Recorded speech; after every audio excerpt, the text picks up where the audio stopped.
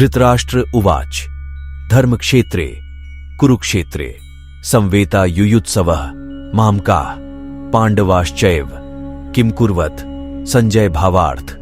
धृतराष्ट्र बोले, हे संजय, धर्मभूमि कुरुक्षेत्र में एकत्रित युद्ध की इच्छा वाले मेरे और पांडु के पुत्रों ने क्या किया। संजय उवाच दृष्ट्वा तु पांडवाणीकं व्यूढ़ं दुर्योधनस्तदा आचार्यमुपसंगम्य राजा वचनं ब्रवीत। भावार्थ। संजय बोले, उस समय राजा दुर्योधन ने व्यूहरचना युक्त पांडवों की सेना को देखा और द्रोणाचार्य के पास जाकर यह वचन कहा, पश्यताम पांडुपुत्रा नामाचार्य महतीम चमूम व्यूढ़ाम द्रुपद पुत्रेण तव शिष्येण धीमता। भावार्थ। हे आचार्य, आपके बुद्धिमान शिष्य द्रुपद पुत्र धृष्टद्युम्न द्वारा व्यूहाकार खड़ी की हुई पांडुपुत्रों की इस बड़ी भारी सेना को देखिए। अत्र शूरा महेश्वासा भीमार्जुन समायुधि युयुद्धानो विराटश्च द्रुपदश्च महारथः धृष्टकेतुश्च कितानः काशीराजश्च वीर्यवान् पुरुजित कुन्तिभोजश्च शैभ्यश्च नरपुंवः युद्धामन्युश्च विक्रांत उत्तमौजाश्च वीर्यवान् सौभद्रो द्रौपदेयाश्च सर्व एव महारथा। भावार्थ। इस सेना में बड़े बड़े धनुषों वाले तथा युद्ध में भीम और अर्जुन के समान शूरवीर सात्यकी और विराट तथा महारथी राजा द्रुपद, धृष्टकेतु और चेकितान तथा बलवान काशीराज, पुरुजित, कुंतीभोज और मनुष्यों में श्रेष्ठ शैब्य, पराक्रमी युद्धामन्यु तथा बलवान उत्तमौजा, सुभद्रा पुत्र अभिमन्यु एवं द्रौपदी के पांचों पुत्र, ये सभी महारथी हैं। अस्माकं तु विशिष्टा ये तान्निबोध द्विजोत्तम नायका मम सैन्यस्य संझार्थम तान ब्रवीमिते। भावार्थ। हे ब्राह्मण श्रेष्ठ, अपने पक्ष में भी जो प्रधान हैं उनको आप समझ लीजिए। आपकी जानकारी के लिए मेरी सेना के जो सेनापति हैं उनको बतलाता हूं। भवान भीष्मश्च कर्णश्च कृपश्च समितिंजयः अश्वत्थामा विकर्णश्च सौमदत्तिस्तथैव च। भावार्थ।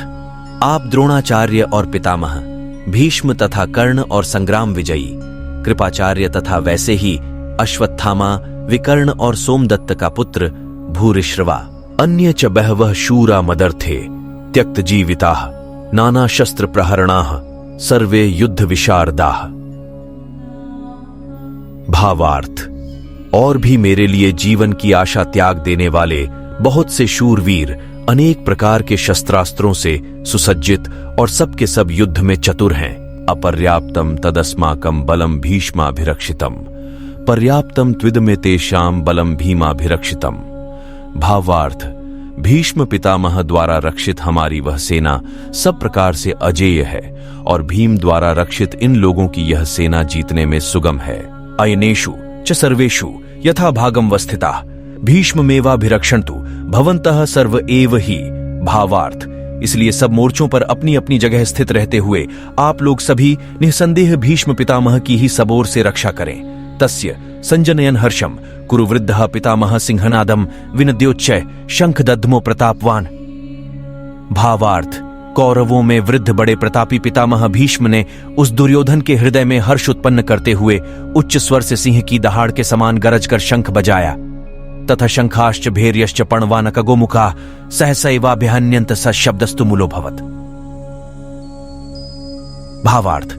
इसके पश्चात शंख और नगाड़े तथा ढोल, मृदंग और नरसिंघे आदि बाजे एक साथ ही बज उठे।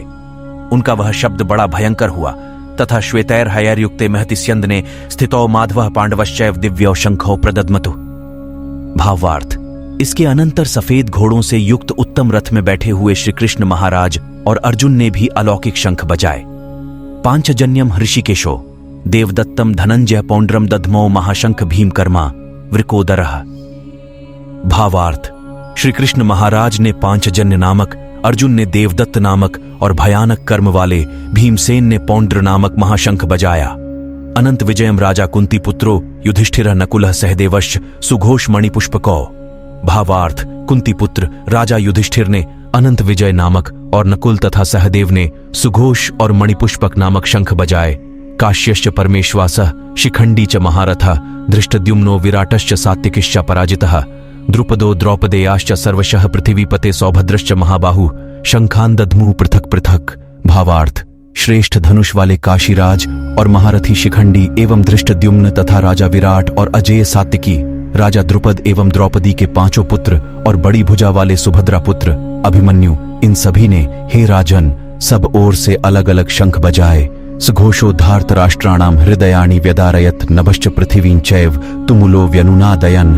भावार्थ, और उस भयानक शब्द ने आकाश और पृथ्वी को भी गुंजाते हुए धार्तराष्ट्रों के अर्थात आपके पक्ष वालों के हृदय विदीर्ण कर दिए।